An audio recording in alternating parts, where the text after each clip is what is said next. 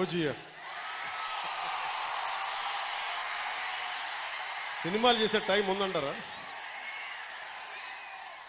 ఎలాగా మాట ఇచ్చాం కాబట్టి ముందు ఒక 3 నెలలు మీ కనీసం మీరు నన్ను తిట్టకూడదు, కనీసం ఒక్క రోడ్డు గుంతలు కూడా వేయలేదని తిట్టకూడదు కదా మీరు నన్ను. కనీసం గ్రామాలకి కొత్త రోడ్ల కంటే ముందు రోడ్లు గుంతలు పూడ్చి పాట్ హోల్స్ పూడ్చి మళ్ళీ మీరు తిట్టకూడదు కదా. నిన్ను ఎందుకుంటే మళ్ళీ నువ్వు వెళ్ళి ఓజీ చేస్తామని మనల్ని క్యాజీ అంటే మరి నేనేం చెప్పను.